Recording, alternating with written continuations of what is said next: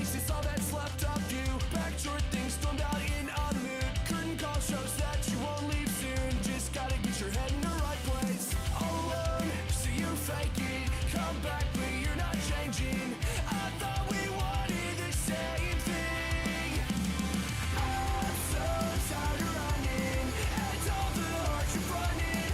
Another smile and apology. We all fake love the same way. Tell me what you really mean. I thought we wanted the same thing. Another lie to keep the peace. We all fake love the same way. A beating heart lies beneath your floor. Buried deep, the truth that you want more. I'll let you stay cause I'm lonely. Speaking soft, you say hold me. I fall for it every time.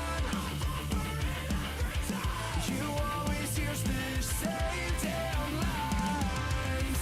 We all fake love the same.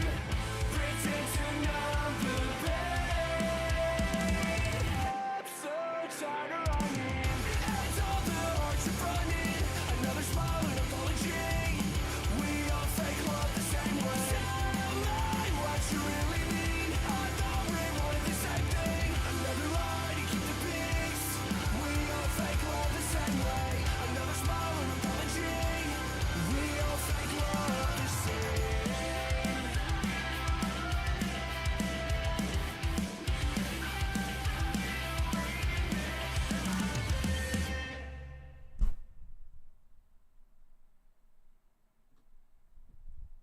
Yes, guys, I am late. Don't worry about it. This is a preview. It's a little cheeky sneak preview. What we're going to do later today. We're not going to start the stream with this, but I want us to look at it later. It's obviously the start of the Premier League season. Technically today, of course. Well, literally today. For City, it starts tomorrow. And normally I do like something to do with like Premier League predictions, you know, whether that's like just in the Discord or a standalone video. I thought that today we could like at the end of today's stream do a Premier League predictions thing together where it's sort of my table, but it's also your table at the same time, if that makes any sort of sense. That will be later in the video. For now, we are going to be touching on the press conference that Pep Guardiola just gave. We'll be briefly, you know, just like talking about City generally. What do we think of the new look City? Is it a new look City? You know, lots of people are not happy with how many outgoings have happened. Maybe people aren't happy with some of the incomings that have currently come in. And maybe we'll touch on Wolves, but I might want to start doing on this channel, which I mentioned on the Twitch yesterday, I might want to start doing sort of like, I don't really like predictive analysis, you guys know that, but I might try to do something like maybe like the day before a match, like an attempt at a tactical preview, going over City, going over the opposition to an extent as well. Let me know if you guys would like that on the channel. So, for example, you know, an Ask Nobbins every Monday, and then like and if City playing on the Saturday or Sunday, whatever, like a sort of tactical preview video where I go over what I think the starting 11 will be / what I want it to be and why, and I go over the opposition as well and say like, well, this is probably where their weaknesses are, this is where we can hurt them. Let me know if you like that as an idea, and I can do that for you. Also, make sure to leave a like on the video. It's free, and it helps grow the channel. Yes, Pep has given a press conference, the first, you know, Premier League press conference of the season, and it was incredibly, I'm going to say, politically correct, if that makes sense. He was asked, as you would expect, he was being asked a lot of questions on the Savio situation, the Edison situation, and it's not, it's something that we all knew was the reality, really, that we're likely never going to see these players feature for City again. We basically sort of already know that. Pep was cautious. Yeah. Yeah, he took his time with one question. I think that someone like asked him, you know, like, about like the Savio transfer, and then the follow-up question was something like, "So are they traveling tomorrow?" And he hesitated a little bit. It was like, and if not, why not? And he had to, I think, on the fly, lie, and went, well, they're injured. Well, they're injured, so that's a thing. So that's a thing. That basically confirms, as I say, what we already knew, that Savio and Ederson have probably, maybe they've played their last ever games for City, and that's a massive shame. I didn't really want it to end like that for either of them. You guys know my preferences. Yeah, he said they're both injured. He is absolutely telling fibs there. There is no way. And I think that on Savio, like he said, oh, and Savio's injured for a few weeks. So just as the transfer window closes, basically, he even name dropped Saudi Arabia as a potential like destination for players to go. Like he was asked about the size of the squad, and he somehow was able to like name drop the fact that Saudi Arabia's transfer window is longer than ours. So I wonder. You know, we know that, for example, Saudi were in for Kovacic allegedly. Has there been a change of heart there from City? Has there been a realisation? Is that a destination for someone else? Could it be a destination for Gundogan? I do not know, but that's just really, really interesting. I just thought that was quite funny, to be honest with you, that he was just so coy with it and very cheeky with it as well. Yeah, exactly, RIP. He even name-dropped Spurs, which I thought was quite funny. So it's not even like he's not even like trying to hide it at all. He's like fully aware of the situation and what is going on. So it does appear that those deals will be done. Jacob asks, "Where is my Savio?" I'm afraid that he's probably. I imagine the next you'll see of him will be in a Spurs shirt, based on what is happening at the club. Yeah, exactly. It's one of those. He's injured. One of those injuries, you know. It's like when Isak was injured at the start of this transfer dilemma. It was just like, nah, that's not the case at all. That's not the case at all. So that is a thing. They're almost definitely gone. That does make predicting what we might do against Wolves a little bit easier, because of course they're not going to be featured. Again, guys, let me know. Would you like to see a sort of like tactical preview before every single City match? Or before like the vast majority of matches this season? Would you like to see it just in the big games? Would you like to not see it at all? Your feedback drives this channel, so do let me know that. And I'll record that after this live show has ended. Rodrigo and Adonna Kebab. Yeah. Well, and again, the title of the stream is New Look City, and that's exactly what it is going to be, isn't it? Despite the fact that we've not been able to get rid of as many players right now as we thought we would have done. You know, certainly players like, you know, Gundogan, Kovacic, they're obviously not gone yet. And yet, even if no other outgoings happen right now, and if that does happen, by the way, love that from you, Fenway, we'll do that then. And honestly, even if City don't sell anyone, then it will mean like one player will have to miss out on homegrown. Do I need to go over the homegrown situation again? Let me know. I did do a tweet summarising it, but let me know if you want me to briefly touch on it again. But essentially, we are fine for the Premier League, and assuming some of the deals happen that we think will happen in respect of the outgoings, then we will still be one over. But maybe you can just sack off someone like Gundogan or Kovacic from that Champions League squad. So outgoings, actually, even though a lot's being said about it, even if something doesn't happen, it's still basically fine. And it will be a very new look City, even if no one else leaves. Because think about it. Think about it. Different goalkeeper. Different right back to the one that started the season. You know, it's not what's it? It's not Kyle Walker. It's a different left back. Obviously, it's not going to be Gvardiol. It's going to be Ait Nouri, one would assume. Technically, Diaz and Gvardiol are going to be the same. The midfield's going to be, I think, the most dramatic difference from last season to next. Because it should basically be a total... I don't know if revamp's the right word, but...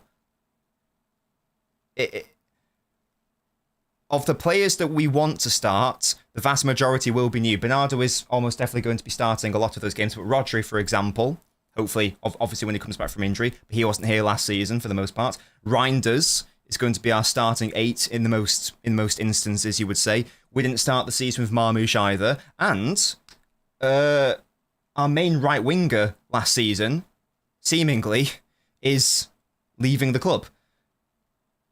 So there is a world where there'll be 7 new faces / different faces compared to, in like a starting 11 compared to the start of last season, despite the fact that we've actually not been able to make as many outgoings as we may have wanted or desired. So that's just like food for thought as well, because once again, it's been very interesting. Lots of people are writing City off based on last season. I remember I went on Judge Mo's channel the other week, and he posed me the question, like lots of people are writing City off. What are your thoughts on it? Because obviously you weren't very good last season. And that's the thing. I think people are basing it off a false premise, and this will lead into the predictions when we get into it. I don't think you can really judge. I don't know how much value there is in last season when you're trying to judge what City will do. I guess I was going to say next season, but I guess technically this season that started today, because of every mental thing that happened last season, and it all happened all at once. So I wonder how valuable it actually is to use that as some sort of precedent. Is it? And by the same token, I don't think you can necessarily use seasons before that because the team will be so different. I was going to put a pillow there. I'll explain myself in a second. Oh, right. One sec. This will make sense. Fucking hell. Right, okay, yeah, that's just not going to work. Yeah, never mind, chat. I was trying to close the door because it annoys Mrs. Nobbins when the... Because I have to have the window open. So it annoys Mrs. Nobbins when the door sometimes opens and closes because of the wind. So I tried to put a cushion to keep the door closed, but the wind was like, nah. So, yeah, apologies to Mrs. Nobbins. I tried. Put some shorts on. I have got shorts on, hello? What was I saying before the wind was pissing me off and the door was pissing me off? Oh yeah, I don't know how valuable it is to use last season as like a yardstick or a point of reference for what we think City will be next season. That's all I basically wanted to say on that. And I think that is why people are so heavily underestimating City. I'm not expecting people to put us, number 1. But I've seen a lot of people put us in like 4th, and that does surprise me. 3rd or 4th, and that just surprises me a little bit. Because at the end of the day, it is still Guardiola's City, and Pep's never gone 2 seasons in a row without winning a league title, and City have made some interesting acquisitions in the winter and the summer. And I think that certainly one of City's rivals hasn't done enough in the window. And I think that the other has made some very good acquisitions, but is being a little bit overrated, to be honest with you. And that's not to say that City will definitely win, but some people are making it very black and white. And I think that City will surprise a lot of people next season. This season.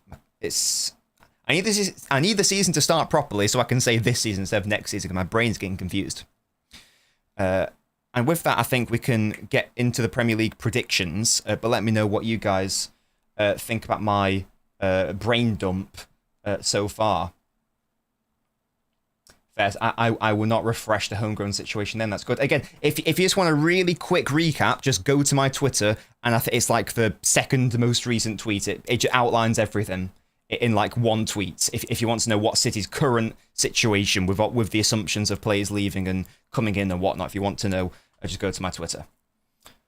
What are your thoughts of how he was talking about the centre-backs, says Vish. I joined it late, so I may have missed that bit, Vish, because I was in the shower. So if that was at the start, I missed that. I'll give that a rewatch. Oscar Bob right wing against Wolves, says Oscar Bob the GOAT. I'd be a little bit surprised if Bob started, to be honest with you. I'll go into my full, what I think will happen in that standalone video. I'm going to do that as an experiment. I'm going to do that as an experiment. Experimental video. Rodrigo, I didn't even realise Rodrigo was linked to Spurs. Hello. Hey, I've got a Patreon, which is basically OnlyFans Fish, so, you know. I do read the chat, by the way, yes. Hello, the stuff, how are you? Oscar's definitely starting tomorrow, says Nintendo. Interesting. I don't think he is going to start. I think... Well, no, and this is something that I will go into a bit more detail in that video that I'm planning in my brain. We don't... The tricky thing is that we have... You think you know what Pep's going to do based off, like, last season or even seasons before that, and then he just does something that you couldn't have even possibly predicted. The signings that we're making are something that I never could have possibly predicted would happen, and I'm still trying to rationalize it in my head as to how it really will work. So I think what we might see, I don't know if it'll start tomorrow against Wolves or later down the line, I think what we will see is something entirely different to what we're even expecting. So I don't even know. Right now, I'm going to just try to judge it off what I do know and what I think is best for the squad. But it wouldn't surprise me if he does a totally different shape or way of playing. I'm just like, oh, God, okay, that's apparently a thing. It's so hard with Pep. We've got no sample size yet this season. So Trafford's going to start the first Premier League game of the season. That's mental. I think a lot of us can say we didn't expect that. Indeed, Flaws, indeed. And it may well be one of his only Premier League starts this season. So he's got to make the most of it. I think that yeah, it looks like it isn't just agent talk. It looks like that's definitely happening. Yes. Ederson's not travelling, Oscar, by the sounds of it. Had a bad 2 months, win the most matches in 2025, improve the squad, and these chuckleheads think we're barely going to qualify for the Champions League. Yeah, like, there's no doubt the City improved massively in the new year. The new signings helped, of course. And the game City lost and dropped points in, yeah, okay, there were some where it was like, oh, that's a bit frustrating to drop points there.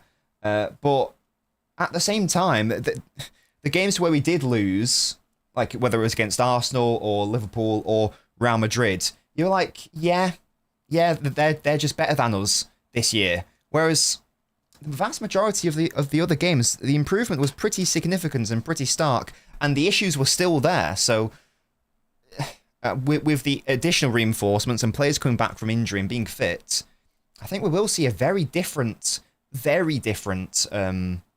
City next season. Rodrigo to start.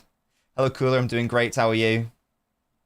Whoa, Mario. Chill. Respect, Doku. Thank you, Zide, so much for the super chat, matey. Investing on Nico G, seen too much bad talk on him. I don't really get where the Nico Gonzalez hate stemmed from. It was very confusing. People making lies about him. I think he will start tomorrow. I really hope he starts tomorrow. I would love to see it be Nico and Reinders in midfield in Rodri's absence. I think that is the best Rodri-less midfield. I've said it a lot over the summer. I can't see a better Rodri-less midfield duo than that one. So hopefully they both start tomorrow, given that Rodri is apparently not fully fit. The more I hear news, the more I see Bernardo starting against Wolves. I think Bernardo will definitely start against Wolves, by the way. Definitely start. I've sort of accepted that in my brain that he'll definitely start. Rodrigo could make sense if you tell me he's almost exclusively playing on the right and he drops his left wing agenda. However, you Can't even rationalise the Donnarumma transfer. Says Ultimate. I'm trying so hard. I've even ordered a 2-foot cardboard cutout of the Don, so that when he does a sick save, we can like hold him up like Simba in The Lion King, like that. Yeah, like a little 60-centimeter baby Don. That's how locked in and invested. That's how high my stocks are in Don. Yeah. So for anyone having a go at me, you know, saying that I'm a hater, how much money have you invested into Don? Yeah? How much money have you invested into Don? Because I've got a cardboard cutout on the way. Like that. So if he doesn't sign, that's like 20 quid wasted. But, you know. It's a funny prop. It'll be a funny prop. It'll be a great time. It's like the banana. We'll have the lucky banana. And then whenever Don does something sick, we'll lift it up and do that. It'll be great. It'll be a great time on this stream. I've literally got Don stocks. Yeah? I've got Don stocks. And it's going to be great. It's going to be wonderful. That's how invested I am. That's how... I don't need to rationalise it when I've got baby Don. Exactly, Don stonks. I was very tempted, because I really like the goalkeeper pink kit. Pink's one of my favourite colours. When it's done like that, it's gorgeous. I was very tempted to get that with Donnarumma on the back, but I was like, okay, for a joke, that's a little bit too much money. Whereas, you know, 15, 20 quid for a little cardboard cutout, that's a bit more fun. But I was I was looking at it, I was like, do I, don't I? And I ended up not doing it. I do love that goalkeeper kit, though. It will be said. It will be said. Yeah, Dave, apologies for being late. Are you a mod, Dave, or do I need to make you one? I can't tell in this chat. Let me know. Think. I'd rather people stop saying where would Marmoush play if Rodrigo plays on the left. Marmoush is not a winger. Nah, but Pavlo, I'm sorry to call you out here. That's a very valid question, because Marmoush is as much of a winger on that left side as Rodrigo is. In a City system, Marmoush is a winger, out of possession, in possession, inside forward. And if Rodrigo played on the left, it would be the exact same paradigm. So I will call you out on that, because that is a very valid thing for people to ask. Because I still don't think they can coexist on that left side. Certainly not optimally. No, the banana... Chill. The banana is going to have a... Right. This is... It all went downhill. It all went downhill in the Feyenoord game. Because I was holding that banana, and I put it down at 3-0 up. Because I was like, right, we need to save the juice for another time. We put it away. As soon as I did that, we started capitulating. And then I got the banana back, but all the negative energy from that bottle, the banana was like done. You know, he was exhausted. He'd done reps to failure, yeah? All of the negative energy and bad vibes then went into it, and it became a bad luck charm. That is how I'm going to rationalise it. That is what happened. That is what happened. You know what I mean? So that's the banana situation. Don't worry about it. The banana's not fraudulent. We just didn't use it right. We use it right next time. Yeah? Just need to make sure, like, if we're bottling it, we can't go get it. We can't go get it. We've got to accept that what's done is done. What's done is done.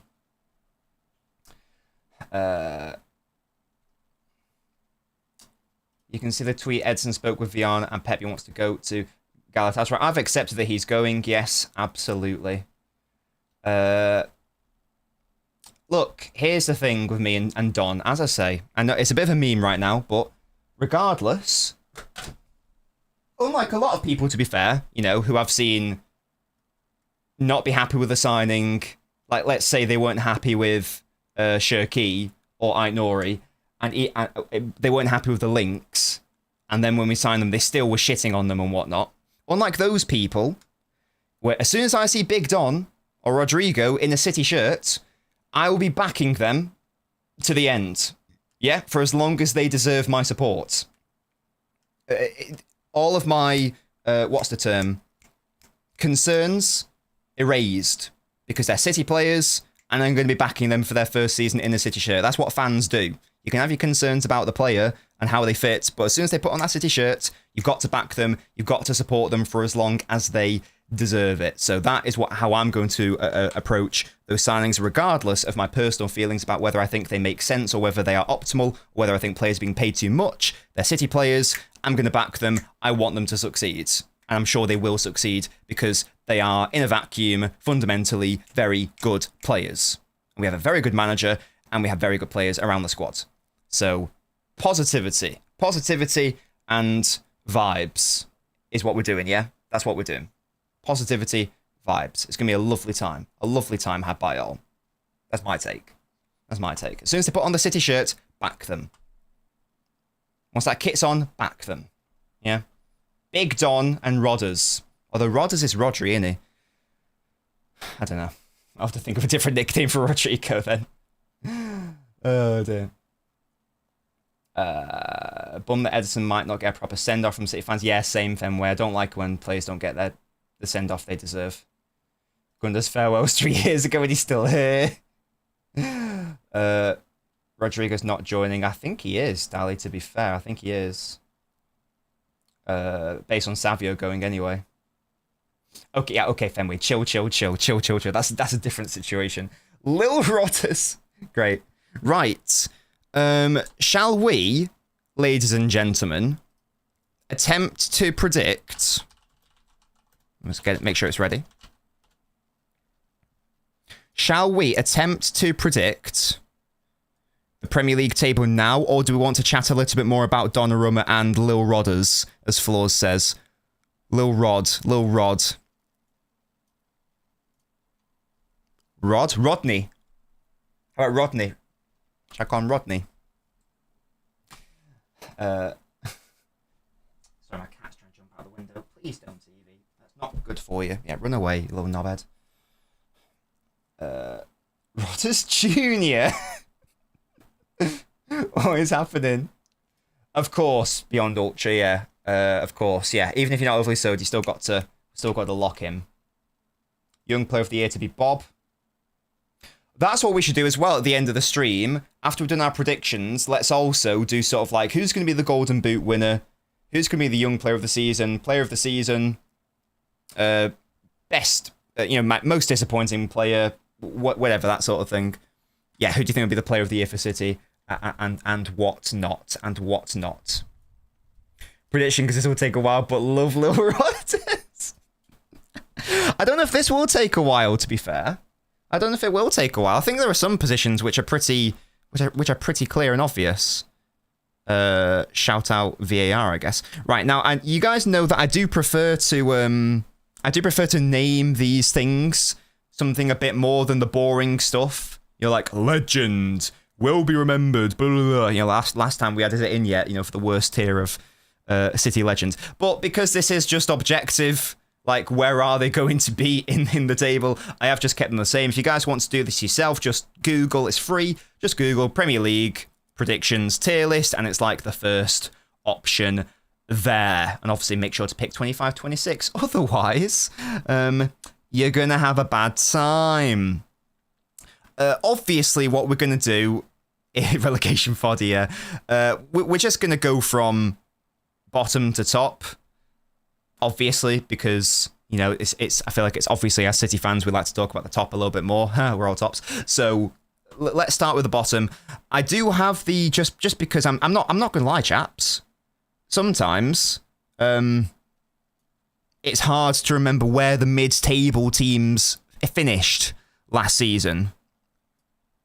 So I do have last season's Premier League table to my right, just so that I can have a look at that, because I could not have told you where Fulham finished.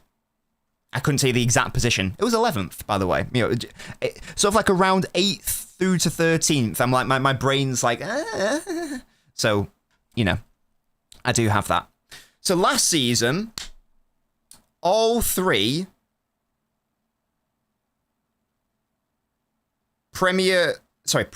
Championship sides got relegated. Southampton, Ipswich, Leicester. I'm very sorry. Does anyone, because again, this is partly my predictions, but also I want some input from you guys. Does anyone realistically think that the sides that... Actually, no, I take that back, because Sunderland have made some fun signings. I take that back. I am going to say that Burnley will get relegated, though. Especially because we've just taken fucking Trafford from them. Sorry about that. Sorry about that, guys. I do also think that Leeds are going to get relegated. I was going to say Sunderland are probably also going to get relegated. However, yeah, flaws. I think Sunderland have done some good stuff, you know. And I don't like predicting all of the newly promoted sides to just go down immediately because that's boring. Yeah, I think actually, low key, Wolves. I think Wolves are in danger.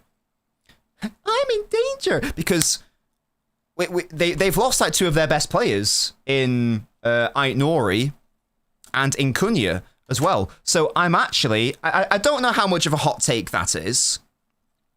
I think Sunderland will still be in the relegation battle and they might finish, 16th or 17th. And Wolves will also be fighting them, and maybe even like Leeds and Burnley as well. But I'm gonna do a little cheeky.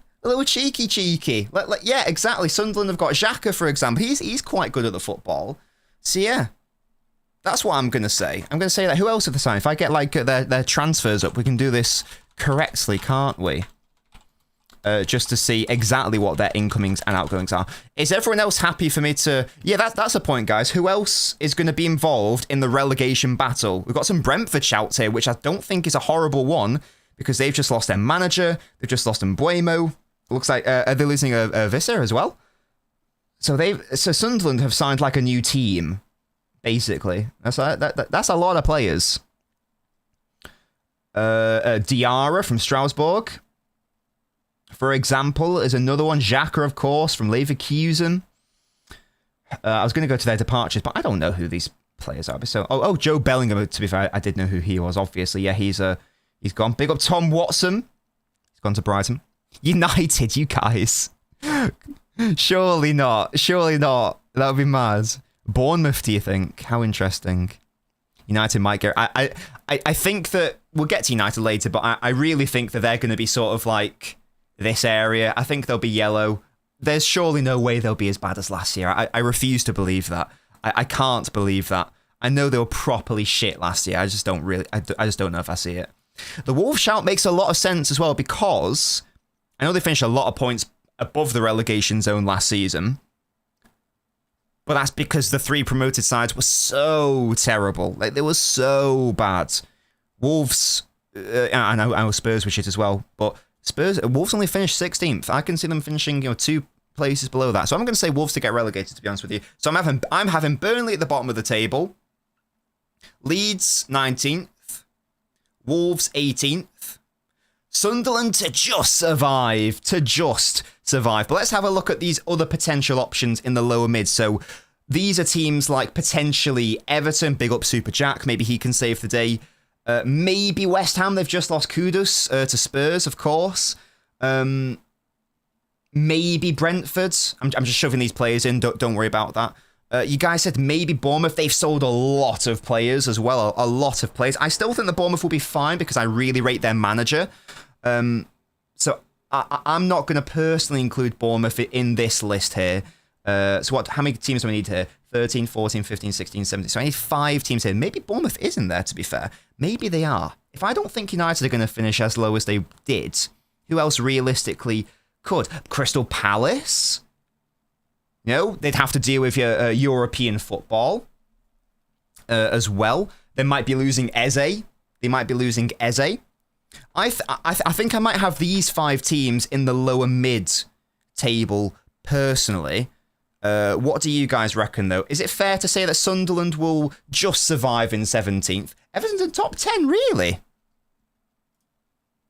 So last season they finished 13th, to be fair. What makes you think that? Is that just because of the Super Jack effect? Is that the Super Jack effect?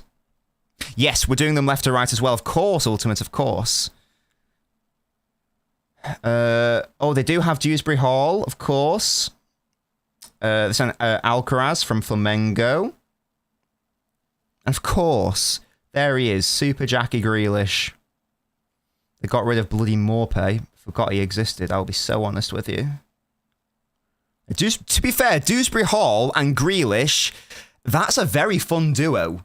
They could actually score a decent amount of goals, perhaps. With those two linking up, maybe. Fulham, maybe? Did finish 11th last season. They could have an off year. Not just Jack, but David Moyes as well. Okay, you know what, you guys? I'm going to say Super Jack effect. I'm actually going to have Everton there, so I'm just going to pop them there for now. So yes, I'm going to say Sunderland. I reckon that Palace are losing Eze, and if that is the case, along with European football, you might be in for a bad time. West Ham always confuse me. I'm going to have West Ham down there. They've just lost Kudus, as I say. I think Brentford will fall. They finished 10th last year. Again, they've lost a lot of players. Let's have a look specifically at their signings. Jack Grealish should dunk on Liverpool and Arsenal. Yeah, fairs. Get your lower mid-table predictions in, chaps. I want to know, what is your 13th to 17th? And if I'm in doubt, I'm going to go with the chat. Because, as I said earlier, this is the area of the table where I am the least confident on in predicting. And also, guys, I'm terrible at predicting the Premier League table. So, let me know, what is your 13th to 17th? So, I'm looking at the Brentford transfers. Of course, they have brought in Kelleher. He's in my FPL as well. It's gone over my head. I had no idea they'd brought in Jordan Henderson. I must have missed that, or I've forgotten it. They've lost Norgard, they've lost Mbuemo, they've lost the best goalkeeper in the world, Flecken, or best against City anyway. Those are not easy players to replace. I mean, Mbuemo, I don't know if they can replace him, to be honest with you. Interesting. And of course, they've lost Frank as well. Yeah, it would not surprise me. It would not surprise me if they were a little bit further down. Although, to be fair, I've got them in where? I've got them in 15th place. So I have said they're going to drop 5 places. That's already pretty low, to be honest with you. West Ham. I can never predict West Ham. I don't know what they're doing. I don't know what they're doing with their lives. Bournemouth in place of Palace, says Elias. Brentford could be in serious trouble, says Desert Citizen. So West Ham have brought in Diouf from Slavia Prague. They brought in a centre-back from Nice. Brought in the Leicester goalkeeper. They bring Kyle Walker-Peters and Callum Wilson. Those are fair signings. I feel like it's a very West Ham signing. They've lost Soufal. They've lost Cresswell. They've lost Kudus, of course. Wow, they didn't renew Kurt Zouma. That's outrageous. 13th Everton, 14th Brentford, 15th West Ham, 16th Fulham, 17th Sunderland is that from Sarthak.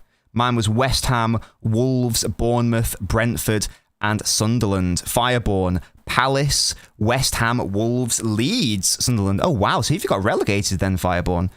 That's so interesting. I'm going to say, I'm going to have Sunderland just surviving. I'm going to say that actually West Ham finished 1 position slightly higher. And I will say that even though I really like how Brentford are run, I think they've done very well. I think that they're just dealing with so much. They might be the biggest unknown of the Premier League. You know. Different manager, lost one of your best players, lost 2 of your better players. Of course, they're so good at recruiting, so they may just be as good. Frank one. I really rate... You guys know I think Frank is one of the best coaches in the Premier League, so I think losing him is going to be the key.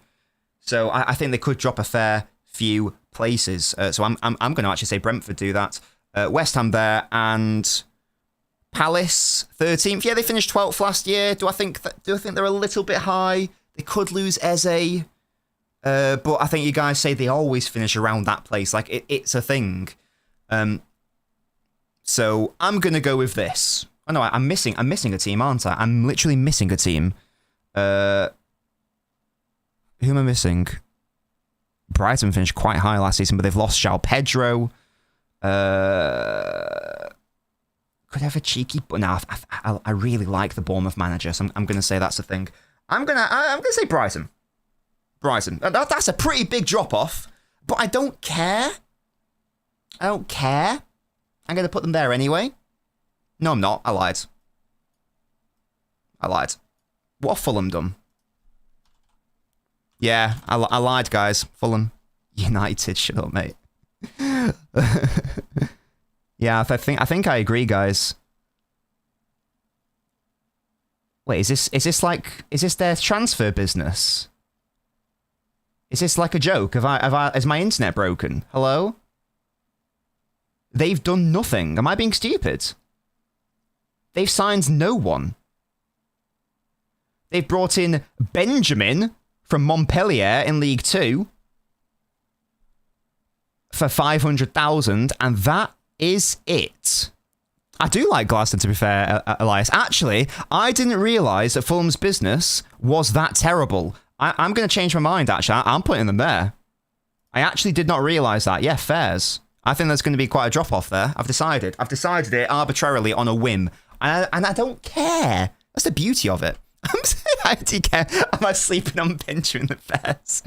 Yeah, I've had my brain change. I actually did not realise. I still like Marco Silva as a manager, but that is mental to me.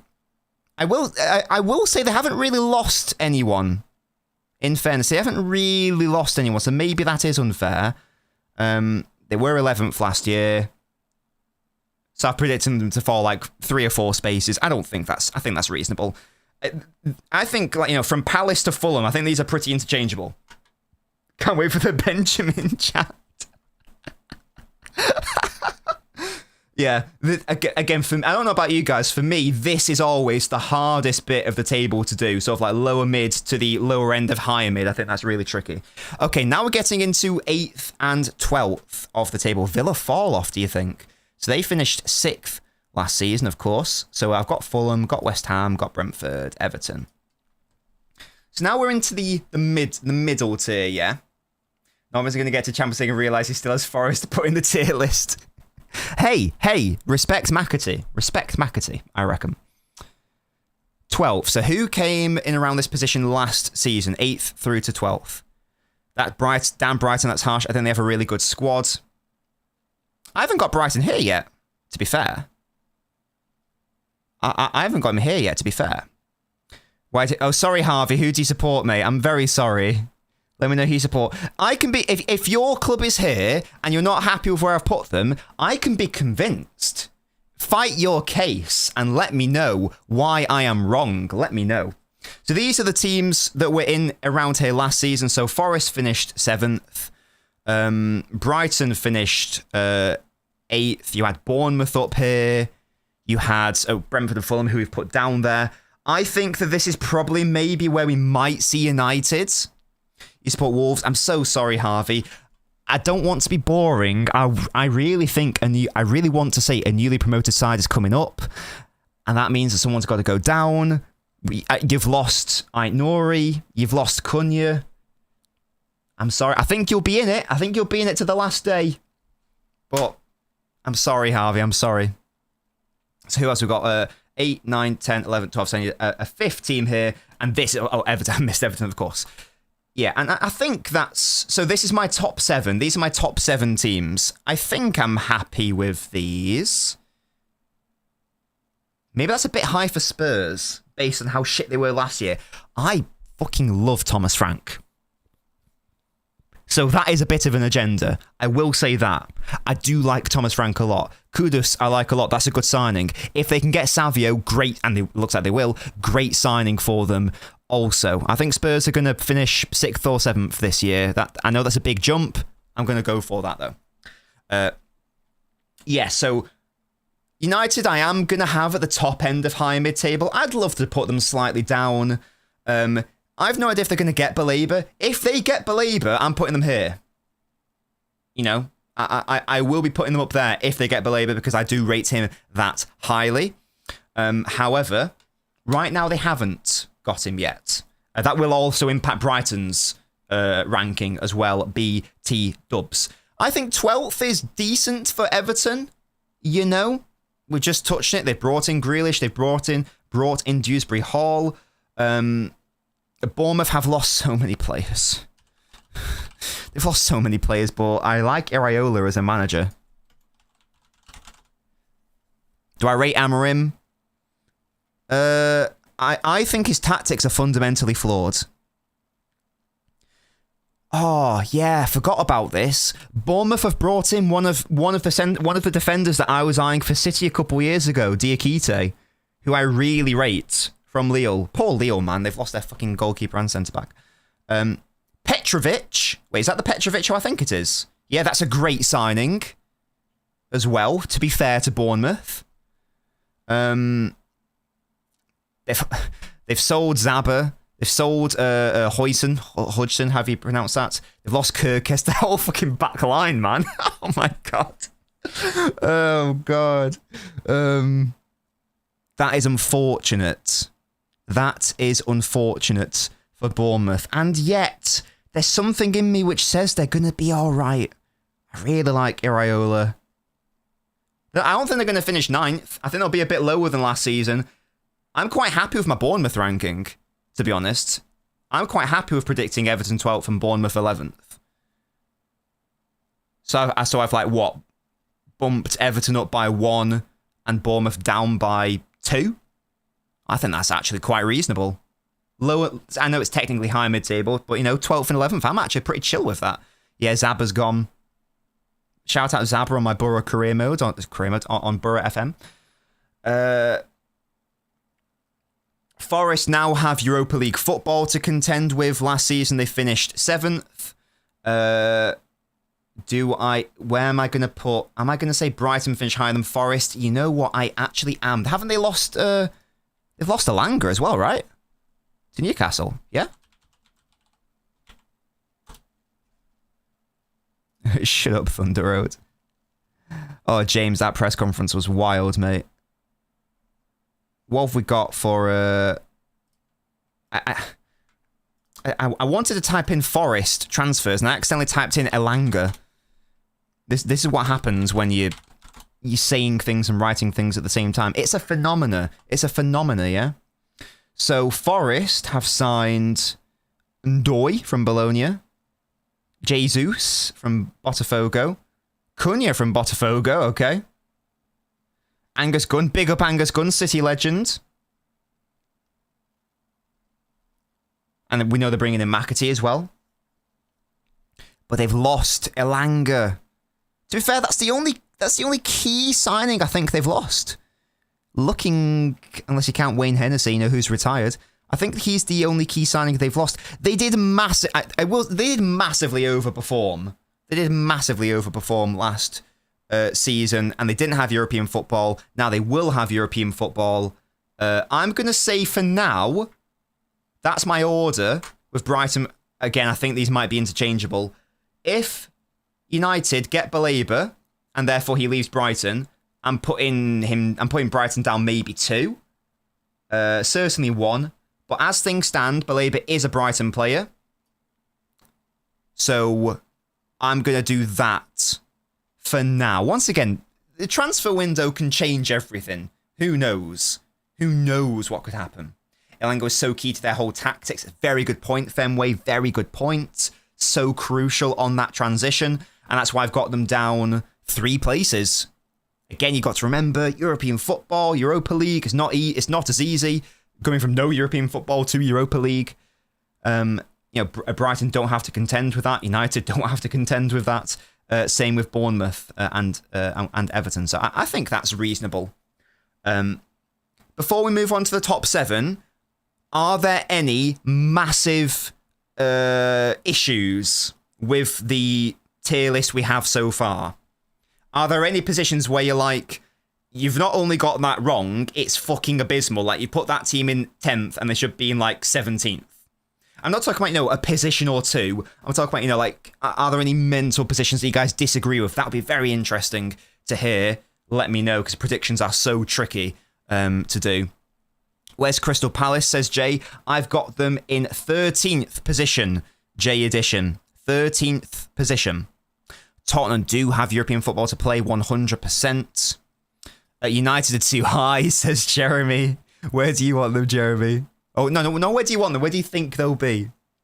United too high, it's hilarious. Do you guys think so? Relegate. Is that because you want them relegated or because you think they'll get relegated, though? I don't think Wolves will go down. Sunderland, Wolves, says Coltrane. And to be fair, mate, I think that's a coin flip between Wolves and Sunderland. Once again, if it's just one position out, I'm pretty chill on that. If they're sort of like 4 or 5 out, then maybe not. Stephen says, do people think Wolves are getting relegated? They're not that good, but not that bad. Stephen, it's more the fact that they finished towards the bottom end of the table last year. What was it, 16th? Yes, 16th. And they've lost 2 of their best players. And Sunderland have signed a lot of good players. And also, I want variety. There is a little bit of like bias here. I want some variety in the league, and I like the idea of predicting one of the promoter sides to not get relegated. Palace will do really well. Only thing is they have European football, 100% Kazoo. And again, if they lose Eze, maybe I'll have to change this. Sunderland to finish 20th, Society K. Oh my god. Arsenal mid-table. United should be 12th. West Ham should be closer to relegation. The team's abysmal, says James. Maybe. They have lost Kudus, of course. Kaio, there's no rush, mate. Sit back and enjoy the stream. United are going to get relegated, Leeds Benson. So I think, aside from the United controversy, it looks like for the most part, you guys are pretty happy. If you aren't, there's only a couple positions here and there. So I'm going to leave this as is, and I'm now going to get into the top 7, and I think this is where it's going to get, obviously, quite tasty. This is subject to signings. Now, I think that in the title picture next season, we will see Arsenal, we will see Liverpool, we will see City. So I'm not going to predict any of them to finish, 6th or, 7th. Newcastle are a massive question mark because of the Isak situation. I have no idea what is going on there or what will happen there. Even if he stays, he might refuse to play or some bullshit, and then they've lost the asset either way. So I'm going to have them here, I reckon. My God, am I going to predict Spurs to finish in the top 5? I think I've accidentally predicted Spurs to get Champions League, although they are in the Champions League. They are in the Champions League. What are Villa in? Are they in Europa? Yeah, they're Europa, aren't they?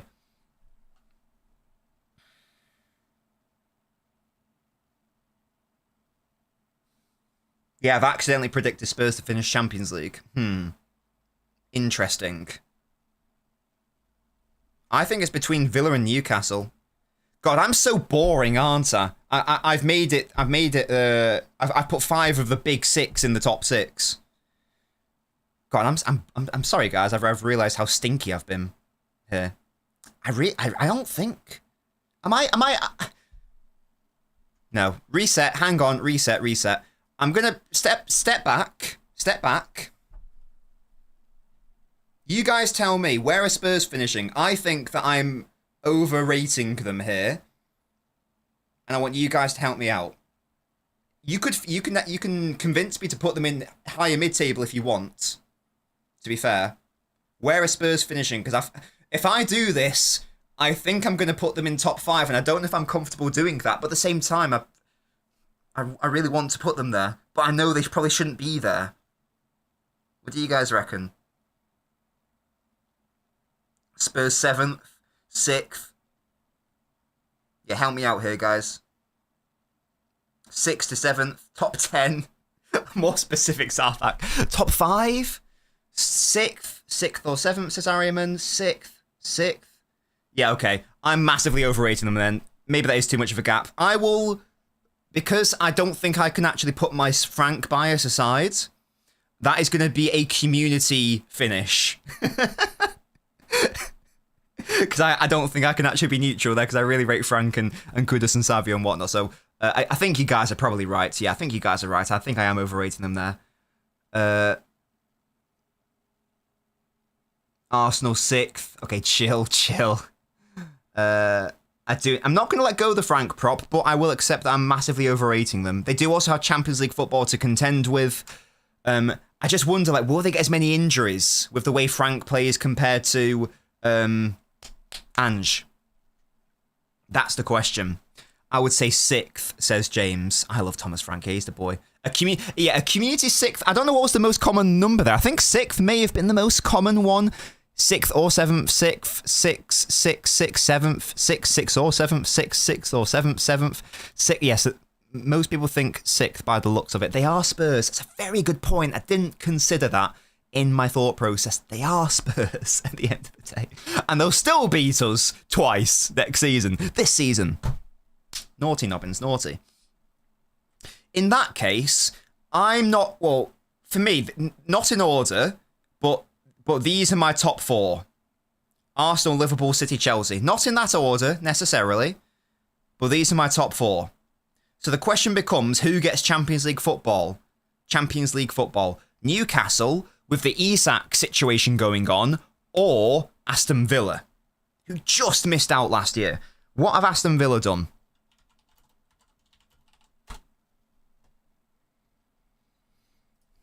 What have they done in the window? Remind me, transfer marked.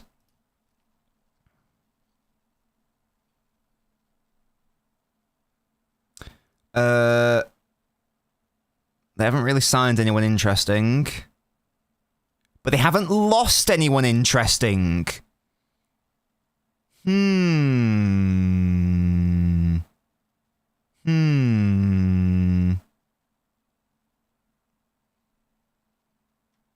haven't really lost anyone. Of course, they had Rashford on loan, I guess. That technically counts. Yeah, they haven't sold... Again, the players they've lost are players who are either on a free transfer or their loans expired. So players like Coutinho, Rashford, Disasi, and Asensio. Big Unai Emery. I'm going to compare it to Newcastle.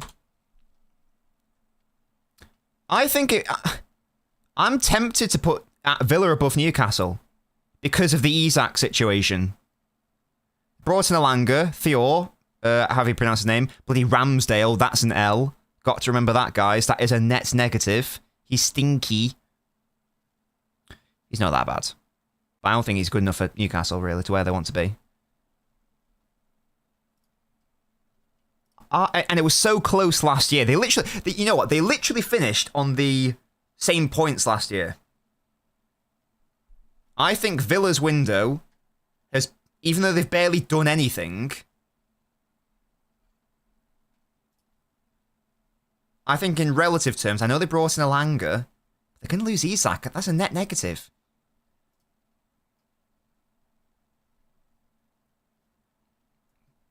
I think I'm doing that.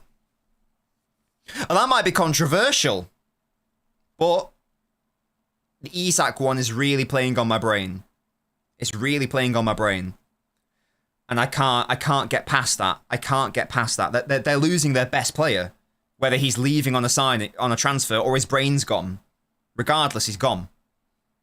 I think that's gonna impact them massively. Villa looks like they've stayed the same in respect to their signings. Newcastle have gotten weaker. Again, they brought in Alanga, lovely, but they're going to lose Isak, whether in body or mind. Hearts or minds, yeah? So, there you go. That's what I've done. They both have European football. I accept, Villa, slightly trickier situation because they're in the Europa League compared to the Champions League. It wouldn't surprise me if Villa won the Europa League under Unai. There we go. That's what I'm going to go for, though. That's what I'm going to go for, personally. Newcastle in 6th, Spurs 7th, and then Villa in 5th. This is my top 4, though, chaps. And this is the same top 4 as last season as well, so it's not that interesting. Although, to be fair, you would expect the teams at the top to sort of stay-ish near the top, wouldn't you? And maybe they will Southak, but there's a world where he stays, and his brain isn't in it, and his heart isn't in it. So there's also that world. It wouldn't surprise me if that happened. And even if they get a replacement, it's not going to be the same level as Isak either. That's what I'm thinking. That's what my brain tells me. So, does anyone here?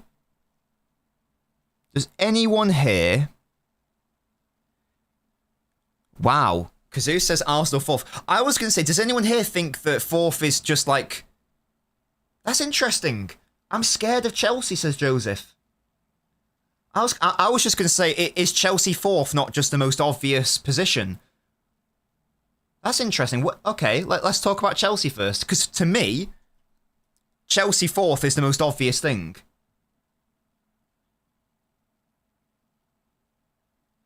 What do you guys reckon? It's a good point, Fenway. There is a reason why we picked them. To me, Chelsea fourth just makes so much sense. Let's go to their transfers. They've probably signed fucking everyone at this point, haven't they? Let's go have a look. I probably need to open a new fucking tab just for their fucking thing. Coltrane thinks, wow, Chelsea will finish higher than us. That is, wow, that's depressing. So, and again, they have brought in a lot of fun players. So who have they lost? Again, fucking their whole squad. Madueke, okay. Felix, okay. Petrovic, L, good player. Ukachukwu, bit part player, whatever. Ojisbihol, bit part player, whatever. Broya, bit part player, whatever. Kepa, again, who cares? Bettinelli, key, man. A key player has joined Man City for only £2 million. Jokes. Realistically, they haven't really lost anyone outside of Madueke, who you'd say is like a starter. Like they weren't starting Petrovic, they weren't starting Dewsbury Hall, they weren't really starting Broya, so they've only lost Madueke. And he, I don't really rate Madueke that highly, to be honest with you. That's a very good point, Matty. Yes, they have lost Colwell to an ACL. Big point from deep by Matty. The incomings are really interesting. João Pedro, that is a fantastic signing, I will say. Gittins looks like a really fun signing as well. Hato, don't know nearly enough about him. 19 years old, from Ajax. Looks like a good prospect, but he's 19. Liam Delap. I like Delap. Is he a striker who wins you the Premier League title and like pushes you to like a title push? I'm not entirely convinced. And I think that's it on key signings. Because again, like, I guess you could say Mamadou Sarr, 19, centre back. Maybe Xavi Simons, you say.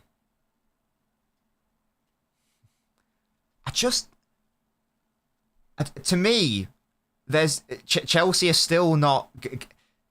Yeah, Simons and Garnacho are coming too. Again, they are.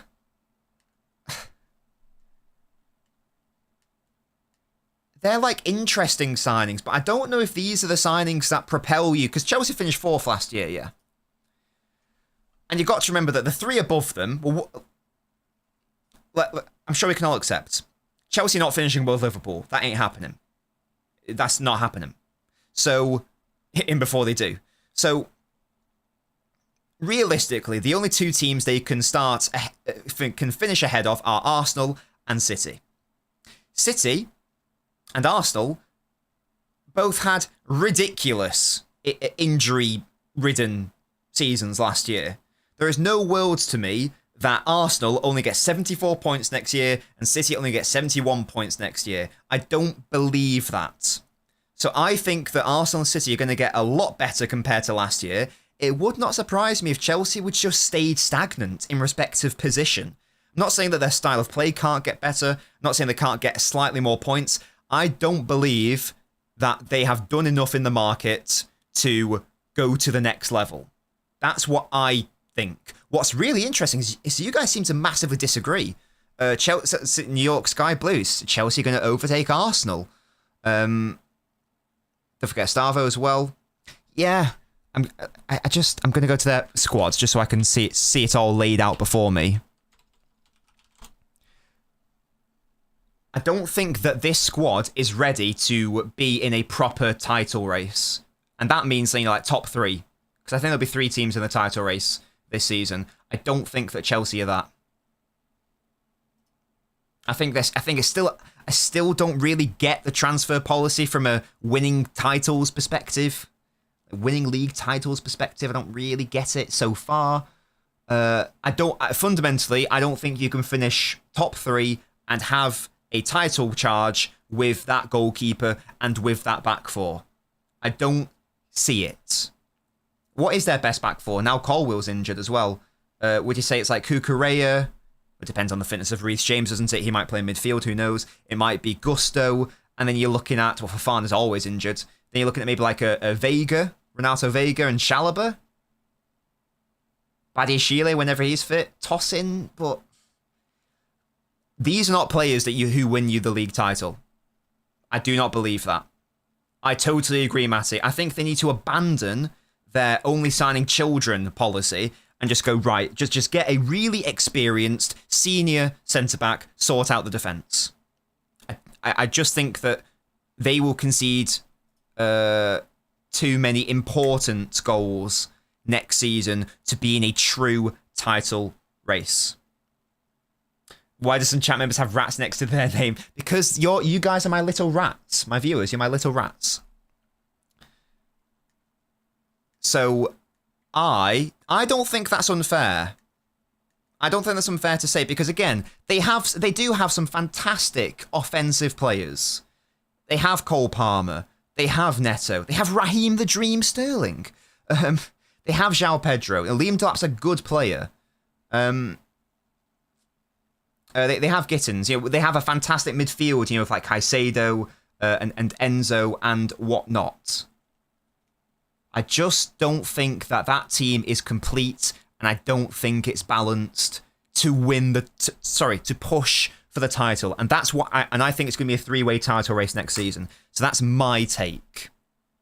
That's my take on Chelsea. Again, they are dangerous offensively, of course, but once again, think about how appalling City were defensively last season across all of it, and Chelsea only conceded one less goal. And it's not like a Liverpool, where Liverpool conceded a load of goals in like games that didn't matter towards the end. That's why their goals against doesn't look that impressive. A golden rat. So that's when. So Rowan's been a member for months. Oh no! Well, you get gold, then you get platinum. You can get ruby, sapphire, emerald, diamond. You love to see it.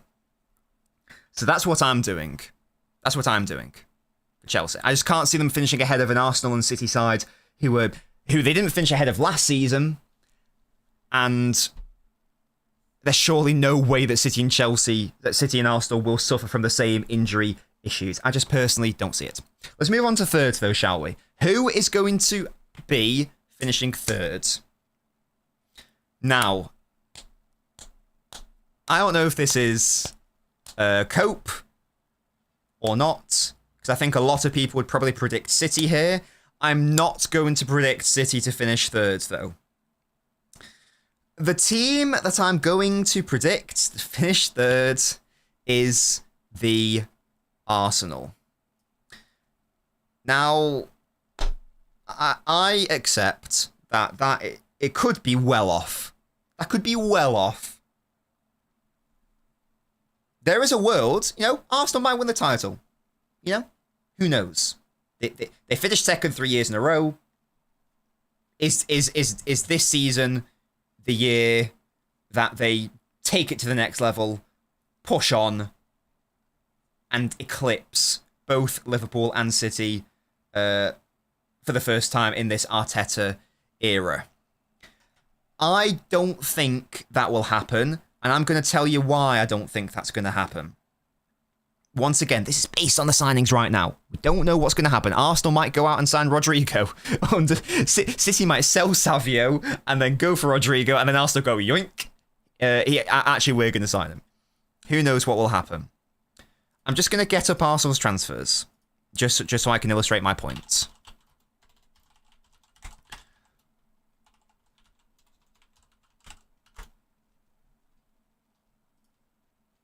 I don't believe that Arsenal have done enough in the transfer market. That's my take. I don't think they have done nearly enough in the transfer market. They have been behind either Liverpool or City in respect to challenging for titles for the past 3 years, obviously. Now let's take City out of the equation for a moment, because City are a massive unknown. Let's just compare Arsenal to Liverpool right now. As I said, we'll come back to City in a moment. A gap existed between them last season. pretty decent gap. And that gap existed regardless of injuries. Because there was no point last season, apart from maybe one match week in like the second or third week, where Liverpool were below Arsenal in the Premier League table. This idea that occurred, and again, I'm not trying to downplay the injuries, because they did have a lot of injuries. However, it has been blown out of proportion to a degree. Because they did have a lot of injuries, and maybe they did have too many injuries to win the title, if they were at it. But there was no point where they were that. Even when they had everyone on the pitch, like Saka and Ødegaard and Rice and Havertz, all on the pitch at the same time, they still looked devoid of ideas at times, and they were still struggling to break sides down too consistently. They looked amazing defensively at times, wonderful, you know, arguably like one of the best out-of-possession sides in the world, whatever you want to say, and they did better in the Champions League than I thought they were going to do towards the end of the season. But at no point were they ever really, truly pushing Liverpool, even before the injuries, as I say. So that gap already existed to me. That gap already existed. No Fab Bomber. Is there a Bomber, guys, or not? Let me know. So that gap. So there was already a gap that existed. Liverpool have gotten better compared to last season. Their squad is better than last season. Hopefully we can all agree on that. So Arsenal already had a gap to make up, a ladder to climb to reach Liverpool. Now we can say that, you know, Arsenal bringing in Madueke, that's getting up the ladder. Bringing Gyökeres, that's getting up the ladder. But I think Liverpool's business is a lot better. So I think the gap's increased, if anything. Yeah, let's have no fake news in this chat, guys. Yeah, I actually think the gap has increased, regardless of injuries. So I think they're going to finish, I'm not going to say comfortably below Liverpool, but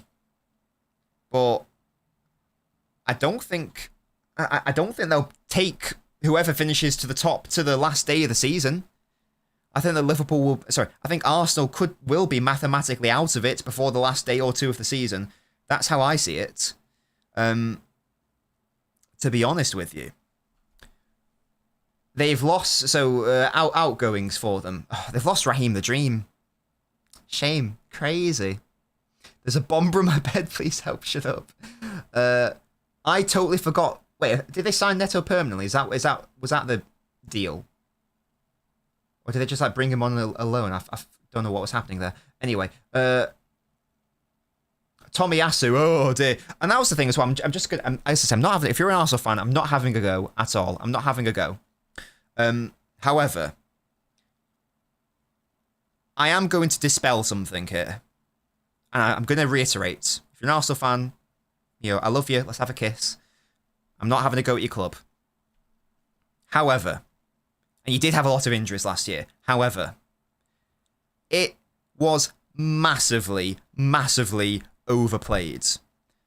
To the point where, I've never seen this before. I don't think I've ever seen this before. People were making like league tables of injuries.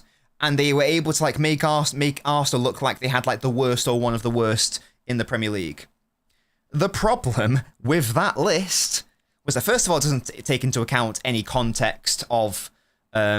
you know, did you have a load of centre-backs injured all at once? Did you have a load of this position injured all at once? Which is obviously makes a massive difference. Like, if you have all of your centre-backs missing for November versus only half of them missing for November and then the other half missing for December, two totally different situations, but that would still be reflected on this league table. It also doesn't take into account the importance of the players. But the most important thing, if you've seen that table of injuries, was it included players like Tomiyasu and Kieran Tierney.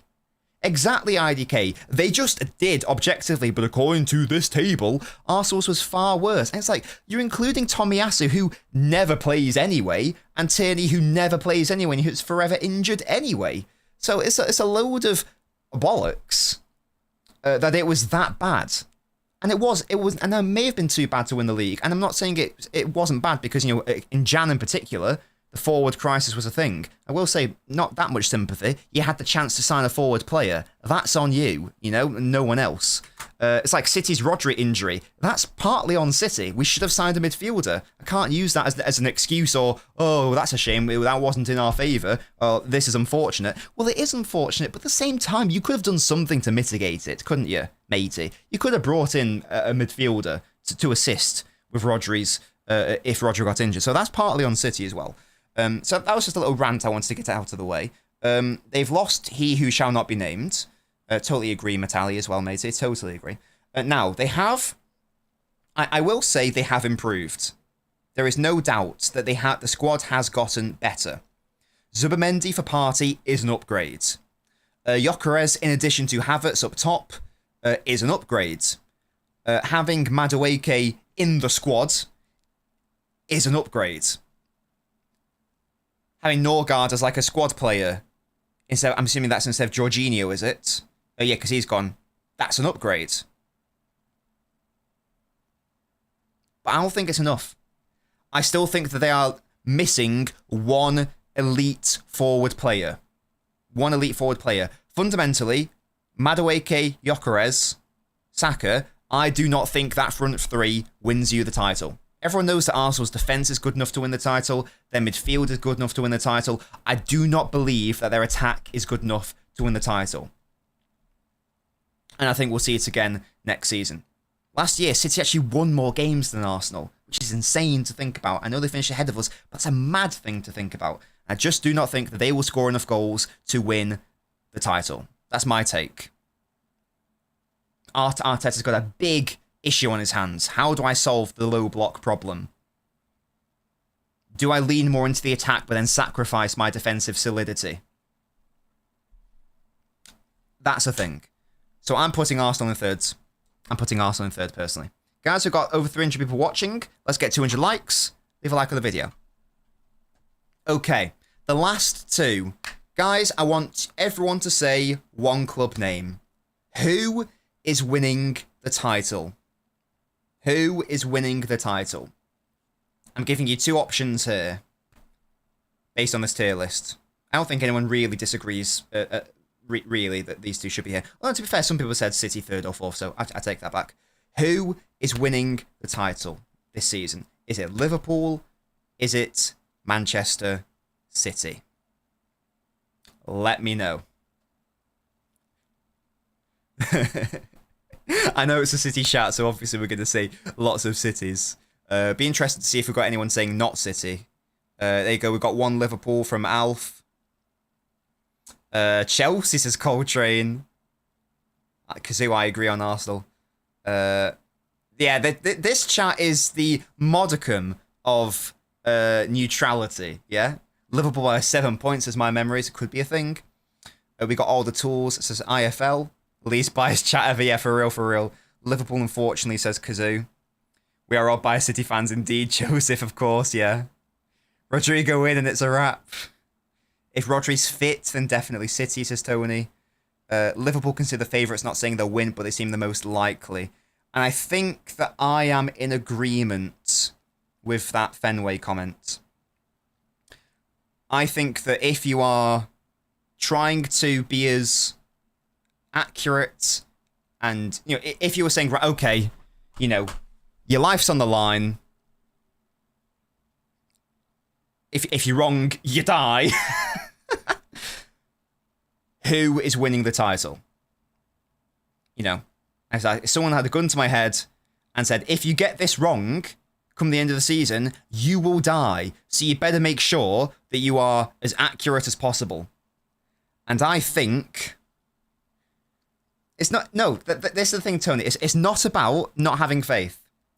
Because I believe that City absolutely can win the title. That's what I want to say. And I think there is a very, very good possibility that we will win the title. I think that the signings that we've brought in are fantastic. There's just so many question marks about some of City's key players. Like Rodri, how is he going to be? Is he going to be picking up like an injury every other month and like not able to get a run of games together? If not, then I would really undersell us in that department. Are players like Haaland, Foden going to be able to get back to their levels? You know, how quickly will Aitnorin, Shirky, and adapt? Ryan, I think he already has immediately. What, you know, will Donnarumma be able to make the difference in those big games in respect to the shot stopping? But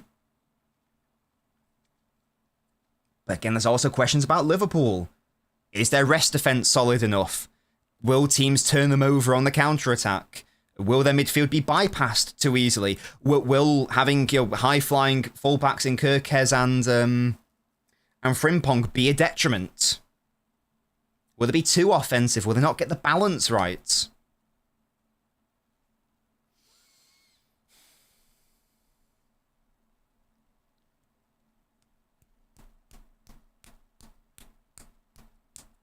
Yeah.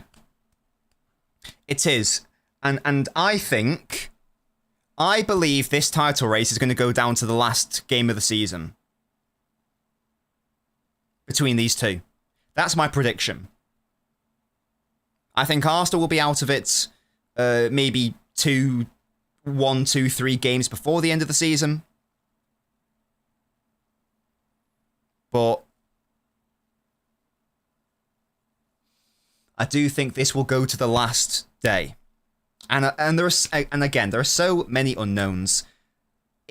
I can't legislate for injuries, you know? Like, if Van Dijk does his ACL again, then, okay, I'll give it to City. But I can't predict something like that, can I? Because that would be insane. If Salah has a massive underperformance relative to what we expect, you know? If, like, Haaland gets injured for the whole season, then it's a totally different dilemma.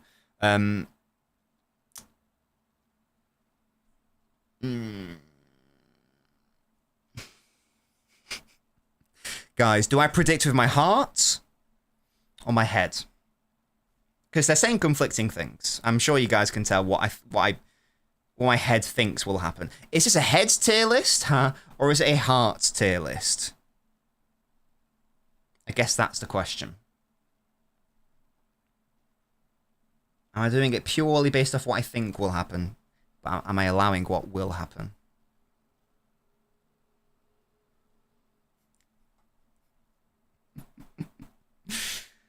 I think Liverpool will be too vulnerable defensively given they have 2 wing-backs on both sides and no number 6. I tell you what I'm going to do.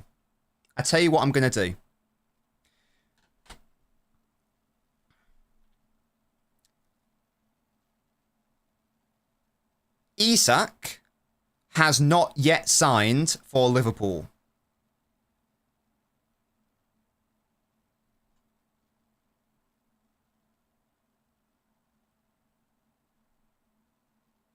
So I'm going to do this based off the squads that we have right now. I'm going to go on record right now. If Liverpool sign Isak, then I will change this order.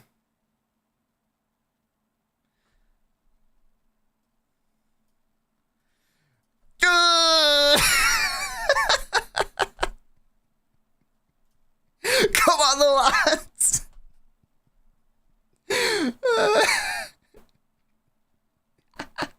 That is a cop-out. And you know what? I'm shameless and I do not care. I do not care. This is my tier list and I can do whatever the hell I want. And I'm going to caveat it and preface it. Let's have some fun.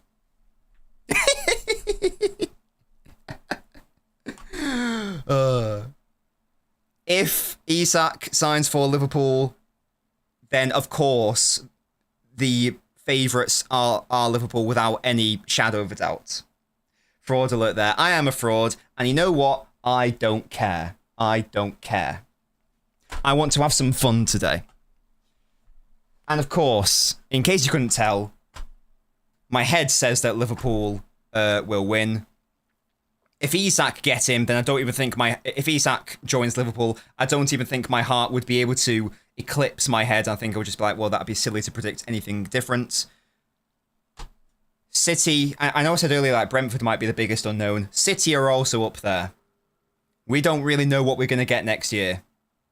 It might be a car crash. Or it might be some sort of like 2017 style transformation. Yeah. This IDK guy, man.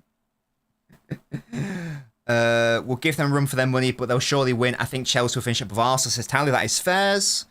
Would never have spoken to you ever again if you said anything else, says Dave. What if Isak has a Nolito season? Oh, gosh.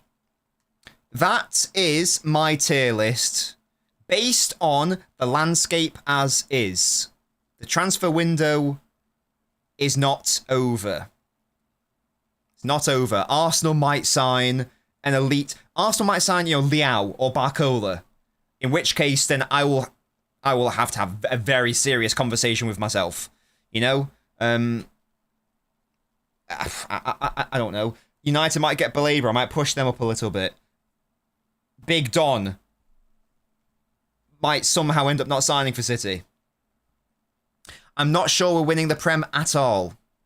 Once again, this is a vibes prediction based off the transfer window as things stand. Who knows? Maybe we can do an updated one of these when the transfer window closes. But right now, I think I am happy with that. I think I'm happy with that. Once again, the clever money says that it really should be that. I get that. I understand that. I understand that is where the clever money is. And if they get Isak, then once again, I'll change my mind. I'll change this list. But right now, let's chill. Hate watch in next 4 hours. Van Dijk fall-off starts as Matthew.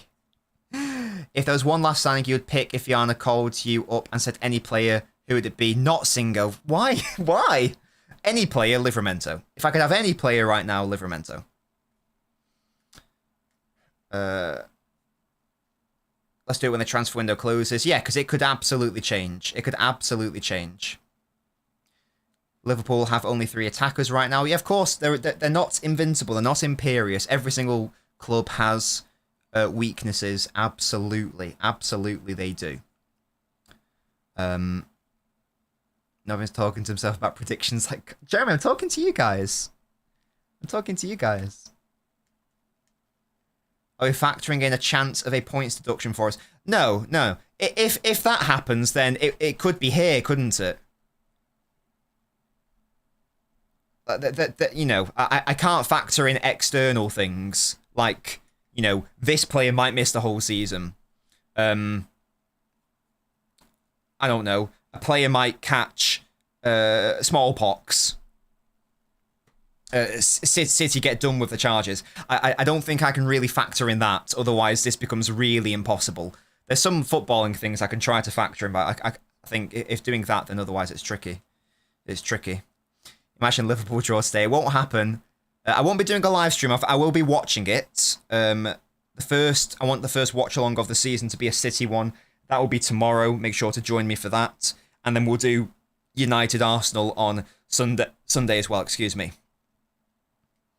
Yanni thinks Chelsea will finish over Arsenal. Yeah, but before we end today's stream, guys, if you could change one, if you could swap 2 teams here. I don't mean City for Burnley. Ones that are relatively close to each other. What would you swap? What would you change? Would it be Liverpool for City? Would it be United for Everton? What would you do? What would you do? Let me know. Kazoo, mate. Leave the disease before the disease leaves you. Oh, gosh. Bring it on. Exactly my memories. Yeah, it's going to be a good season. Will I do a post-match if Liverpool lose or draw? I wasn't going to be honest, IFL. Brentford and Wolves, you change. Oh, you think Brentford again relegated? Fairs. We'll swap Newcastle and United. That's not terrible. United for Palace. Oh my gosh, that's a big decline.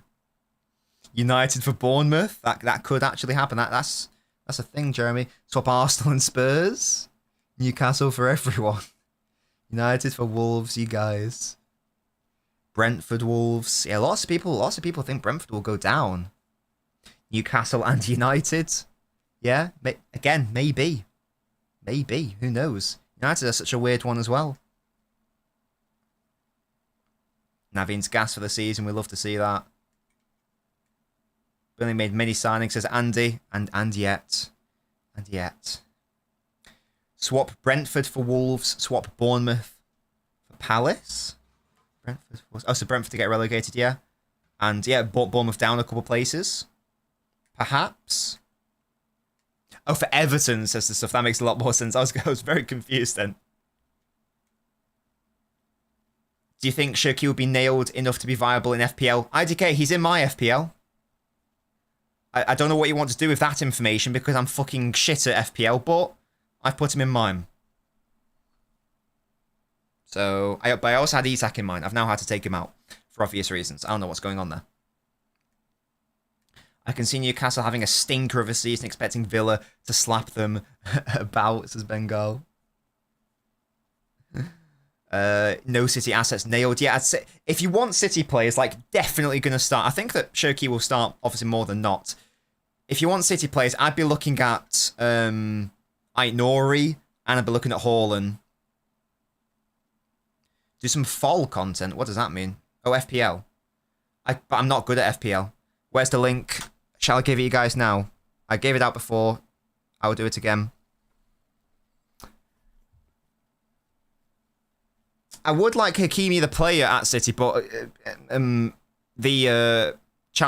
apparently got charges against him. I thought it was just like an allegation and like a fake news. I didn't realise it was actually a thing.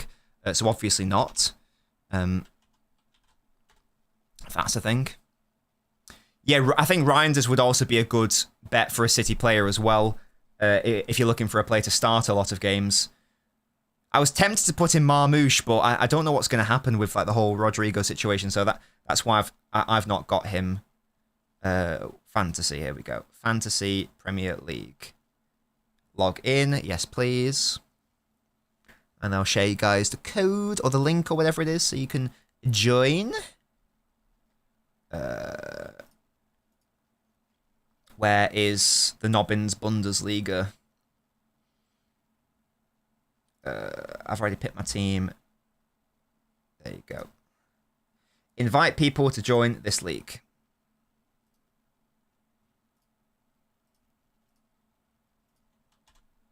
There you go. Right, chaps and chapettes. The FPL link is there. So you can join it. My current team, again, I don't know if anyone's interested. Once again, I'm so shit at FPL. It's my fault. I normally forget after like the 4th or 5th thing. Oh yeah, that's the point. I want us to do Golden Boot prediction, player of the season, blah, blah, blah, blah, blah. My FPL, I've got Sells and Kelleher. They're my goalkeepers. I've got Ait-Nouri, Frimpong, Kirkes, Gabriel, Wan-Bissaka as my defenders. I've got Palmer, Wirtz, Shirky, Kudus, and Mbuemo as my midfielders. And I've got Beto, João Pedro, and Watkins as my forward players. There we go. Yeah, so, yeah, predictions for what do we want? We want Golden Boot. Golden Boot, player of the season. Like, maybe like a dark horse. Some bullshit like that. Like biggest disappointment, that sort of thing. So, Golden Boot winner. I'm backing Erling. Backing Erling for Golden Boot. Shall I put this in the... Yeah, Golden Glove as well. I'll put this in the chat and then we can have a full list here. We've got Golden Boot. Golden Glove. Player of the season. Young player of the season. Yeah, absolutely. Dark Horse Club. Spurs for me. What else have we got? Golden Boot, Golden Glove, player of the season, young player of the season, Dark Horse Club.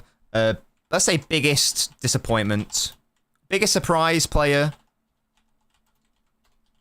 Like, yeah, someone who's like, oh, wow, he's had, like, an amazing season that I wouldn't have anticipated, or, like, a breakout year, whatever you want to say. Biggest disappointment player.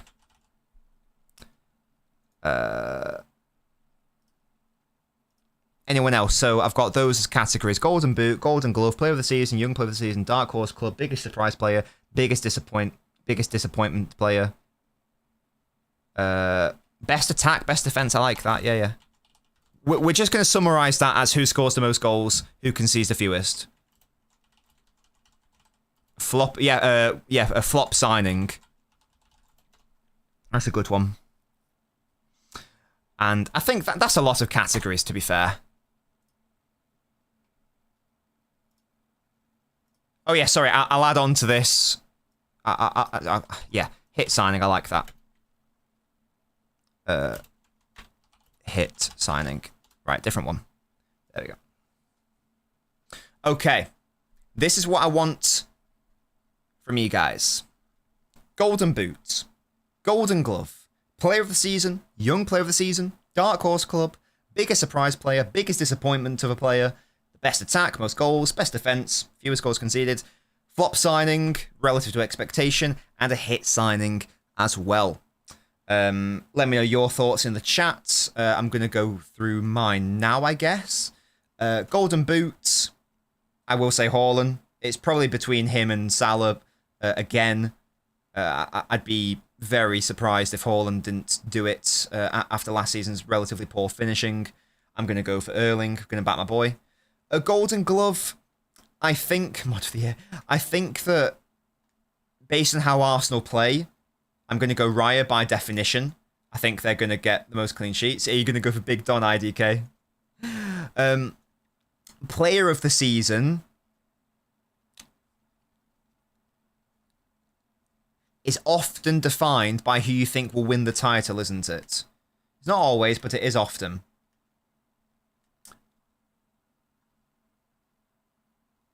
I think Haaland. I think Haaland's going to have a great year. I'm going to say Haaland wins Player of the Season. There, I said it. Yeah, I said it. Young Player of the Season is tricky because I don't know exactly who counts anymore. Does Wirtz count as a young player? How old is he?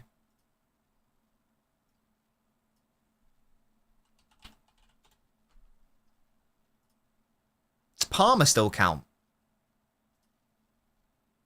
He's 22, but that might still be valid. Because didn't Haaland win Young Player of the Season when he was 23, technically? I think Wirtz might count for you. I'm not 100% on that. I might be capping there. So correct me if I'm wrong. I think Wirtz qualifies for Young Player. So I'm going to say Wirtz win Young Player if he qualifies. If he doesn't, then I'll have a rethink. Palmer, whatever. I'm going to say Wirtz to win Young Player of the Season. Dark Horse Club.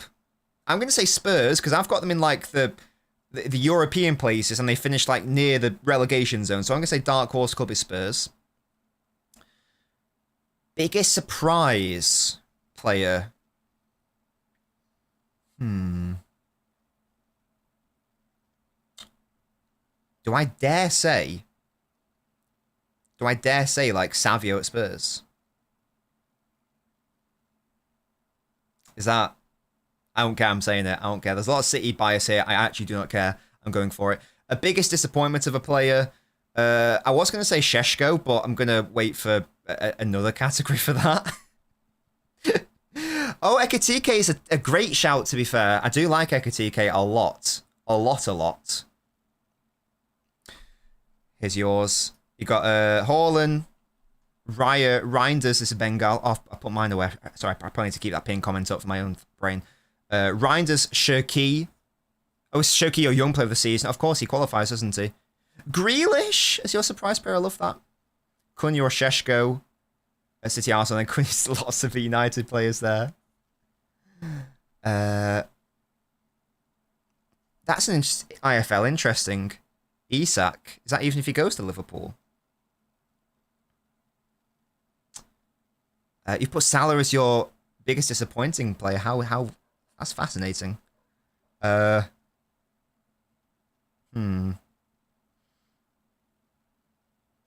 want to say Sheshko here, but I'm saving that for flop signing. I'll be very honest with you.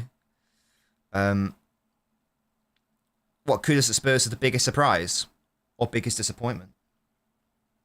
Oh, for biggest surprise. You know what? I'll go with that. I'll change it from Savio. I'll go for Kudus because I really like him. Biggest disappointment, Richarlison, says Fireball. I'll come back to that one because I'm struggling there. Best attack, I will say Liverpool.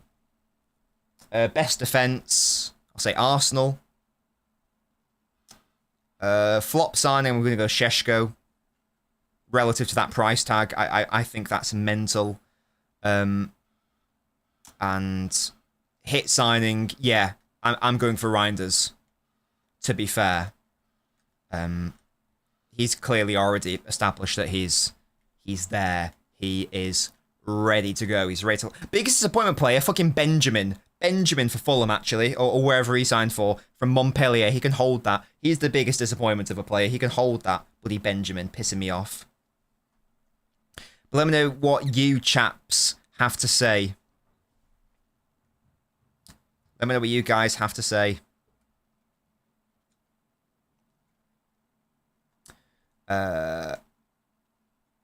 Biggest disappointments, Frimpong. Wow. Best attack, City. Best defense, City. Flop signing, Sheshko. Hit signing is Reinders. Love the Reinders shout. Yeah, for sure. IDK. I've got an agenda now, I'm afraid. I've got an agenda. Hit signing is Shirky. I think that's a good shout. I don't even know what Isak can do for a 140 million record signing. Flop signing, Delap. Biggest disappointment of a player. Perhaps. Or, sorry, flop signing, maybe. Yeah. Mabadashvili from Liverpool will be a flop. But he's just going to be a backup keeper this season, isn't it? We're running back 17-18. It's happening, says Naveen. Interesting. Safi will be the biggest surprise. Frank has hyped him up a lot, apparently. Yeah, would not be surprised at all if he was the biggest surprise. Which is a surprise in itself. Donna Kebab to get the golden glove. Oh, you guys. So fraudulent. Okay. Get your final predictions in. I'm going to end it shortly, in like the next 5 minutes or so. Flop signing Xhaka for Sunderland, says Fenway. Damn.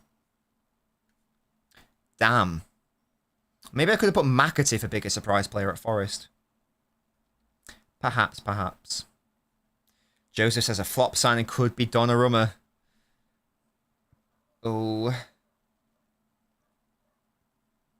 How much will get the Savio deal done? Looks like 70 million quid. I think they've bid 70 million euros. And City allegedly want 70 million pounds. It seems to be inevitable that that will happen.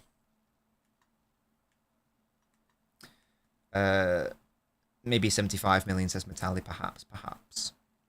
If you're watching this on not live, pop these predictions in the comments so I can have a look, see what you guys have to say. Obviously, I've done a lot of mine biased towards the top end of the table. If some people want to throw in like some lower end or mid-table people, absolutely go for it. Yeah, Chelsea are an interesting one, aren't they, Fireborn? Really interesting. I think fourth is fair for them, though. Okay. I'm going to shoot off. I'm going to go record a Wolves versus City sort of idea of a tactical analysis, preview vibe sort of bullshit video. A little bit like 10-15 minutes long, something like that. I'll whip out my tactics board and go through what I would like the lineup to be and that sort of thing. And if it goes well, and if you guys like them, then I will do one every single City match. Apart from that, I'm not doing fucking Slavia Prague versus City, though. Like, you'll have to hold that. Sorry to all the Slavia Prague fans, but you're going to have to hold that. I ain't doing that shit. You know what I mean? I ain't doing that. But yeah, hope you had a lovely time, regardless. And I will see you tomorrow, and that will hopefully get uploaded today. And I'll see you tomorrow, live, for the first watch-along back of the new Premier League season. 25-26, all to play for. All to play for. No one's bottled anything yet. The bottles are not out. The plastic is nowhere to be seen. No bottles are here. Big shout out to everyone. Actually, before we go, one last thing. Shout out to all of my beautiful, beautiful channel members who are now appearing on your screen. Absolute queens and kings, a lot of these people. If you guys want to support your boy, click that join button to become a channel member, which you can do so for as little as £2.99 a month to get into the Hall of Fame and to get some lovely, exciting, fun perks, and also so you can support your boy continue to do shows and videos that you hopefully enjoy. Biggest bottler. Oh gosh, too early. Arsenal, I guess, because I've predicted them to finish third. I guess. Thank you all so much, and I'll see you all tomorrow for that watch along. Goodbye.